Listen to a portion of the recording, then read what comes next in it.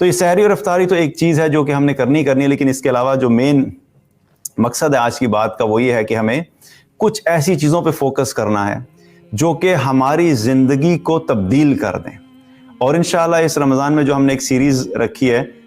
Life changing habits from قرآن، تو اس کے اندر بھی جو فوکس ہوگا وہ یہی ہوگا کہ ہم نے اپنی لائف کو چینج کرنا ہے. ہم نے رمضان کے مہینے کو صرف یہ نہیں دیکھنا کہ ایک رمضان کا مہینہ آیا ہے اور بس ہم نے کچھ عبادات کرنی ہے اور اسے ایک خاص مہینے میں بس زیادہ سے زیادہ نیکیاں کرنی ہیں، وہ تو کرنی ہی کرنی ہے، لیکن اس کو ہم نے ایک اپرچونٹی سمجھا. تو پہلی چیز ہمیں کرنے کے کاموں میں سے وہ کیا چیز کرنی ہے، وہ کیا ہے کہ ہمیں رمضان کو ایک گولڈن اپرچونٹی سمجھنا ہے، ایک سنہری موقع سمجھنا ہے کہ یہ اللہ کی طرف سے ہمیں دوبارہ ایک موقع دیا جا رہا ہے کہ اتنا زبردست مہینہ دیا جا رہا ہے جس میں رحمتیں ہیں، برکتیں ہیں، اور اللہ سبحانہ تعالیٰ کی طرف سے ہمیں موقع مل رہا ہے. آپ یوں سوچئے کہ کتنے ایسے لوگ ہیں جو کہ پچھلے رمضان میں ہمارے ساتھ تھے لیکن اس رمضان میں نہیں ہوں گے. کتنے ایسے لوگ ہیں جو کہ پچھلے رمضان تک روزے رکھ سکتے تھے لیکن اس رمضان میں ان کی صحت اس چیز کی اجازت نہیں دے گی وہ روزے رکھیں. کتنے ایسے لوگ ہیں جو کہ اس رمضان میں موجود ہوں گے لیکن ان کو روزہ رکھنے کی توفیق نہیں ہوگی. تو اللہ سبحانہ تعالیٰ کی طرف سے ایک بہت بڑا ہم سب کے لیے ایک موقع ہے کہ اللہ نے ہمیں زندگی دی، اللہ سبحانہ تعالیٰ نے ہمیں ایک موقع دیا تاکہ ہم اس مہینے سے زیادہ فائدہ حاصل کر سکیں. تو ذہنی طور پہ ہمیں اپنے آپ کو پریپیئر کرنا ہے کہ ہم نے اس مہینے سے زیادہ جو فائدہ حاصل کرنا ہے. اور اس کی مثال ایسے ہی ہے کہ ہم نے اپنے آپ کو یوں دیکھنا ہے جیسے ایک گاڑی ہوتی ہے، جو اگر وہ گاڑی بالکل برانڈ نیو ہے، BMW 7 سیریز اگر بالکل برانڈ نیو بھی ہوگی، تو اگر ایک ہفتہ ایسا گزرے جس میں بہت زیادہ آندھی چلی، اس کے اندر مٹی بھی بہت زیادہ اڑی، پھر بارشیں بھی ہوئیں اور گاڑی کے اوپر مستقل مٹی پڑتی رہی، بارش پڑتی رہی، کیچڑ پڑتا رہا، تو ایک ہفتہ اگر گاڑی اس طریقے میں رہے گی بغیر دھلے ہوئے، تو ایک ہفتے کے بعد اس گاڑی کی جو حالت ہوگی وہ دیکھ کے کوئی بھی انسان اس کو یہ نہیں کہہ سکتا کہ بہت اچھی گاڑی ہے، چاہے وہ برانڈ نیو گاڑی ہوگی.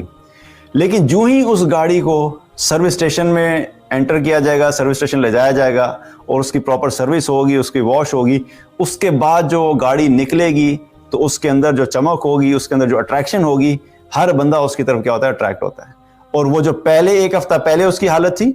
جو گندگی والی تھی، اور اب جو ہے وہ بالکل ڈیفرنٹ ہو جاتی ہے. تو ہم سب کو بھی اپنے آپ کو اسی مائنڈ سیٹ کے ساتھ اس مہینے میں انٹر ہونا ہے، کیونکہ اس پورے سال میں ہم ساروں کے اوپر جو گناہوں کی گندگی ہے، جو غلاظت ہے، جو اللہ کی نافرمانی کی، جو گناہ ہوئے، ان تمام بوجھ کے ساتھ، اس تمام بوجھ کے ساتھ اور ان تمام گناہوں کے ساتھ، اس تمام گندگی کے ساتھ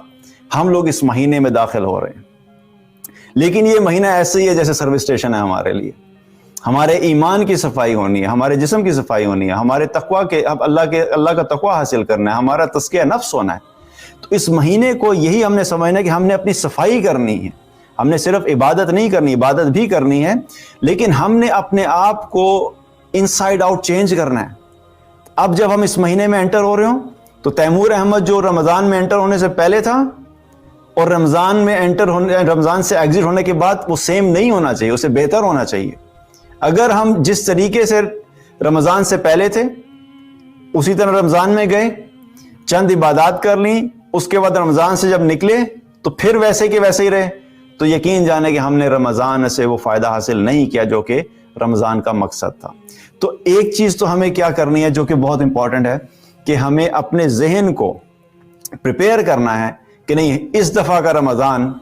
جو ہے جب میں اس میں انٹر ہوں گا تو مجھے اپنے آپ کو چینج کرنا ہے، مجھے اپنے آپ کو تبدیل کرنا ہے، اور it has to be better me, مجھے اپنا آپ جو ہے وہ پہلے سے بہتر کرنا ہے ہر لحاظ سے. اور کچھ ایسی چیزیں جو کہ ابھی ایک سمرائز فارم بتاؤں گا، لیکن انشاءاللہ اگین پورے رمضان میں ہم لیکچرز اسی چیز کے اوپر کریں گے کہ ہم نے اپنے آپ کو کس طریقے سے بہتر کرنا ہے، کن اعمال پہ فوکس کرنا ہے، تاکہ ہم رمضان کے بعد ایک بالکل ڈفرینٹ انسان اور بہتر انسان کے طور کے اوپر رمضان کے بعد بھی اپنی زندگی گزار سکیں انشاءاللہ. تو پہلی چیز مائنڈ سیٹ اپنا جو یہی رکھنا ہے کہ ہم نے اس مہینے سے فائدہ حاصل کرنا ہے. دوسری چیز کیا ہے کہ اب جب اس مہینے میں انٹر ہونا ہے تو یوں سمجھ لیجئے کہ ایک ایسا پیپر ہے جس کے اوپر پہلے ہی بہت کچھ لکھا ہوا ہے، اور اس کے اوپر آپ کو دوبارہ لکھنے کے لیے کہا جائے تو آپ کو جگہ ہی نہیں ملے گی، کیونکہ پہلے ہی اس پہ اتنی لائنیں لگی ہوئی ہیں، اتنا کچھ لکھا ہوا ہے، آپ اور کچھ لکھ نہیں سکتے۔ جب تک وہ صاف نہیں ہوگا تو آپ کوئی بہتر چیز اس کے اوپر بنا نہیں سکتے۔ اگر کوئی پینٹنگ کی ایگزامپل لیں تو اگر اتنی گندگی کسی نے ماری ہوئی ہے، اس کو ٹھیک کرنا چاہیں تو مشکل ہوتا ہے، لیکن اگر اس کو صاف کر دیا جائے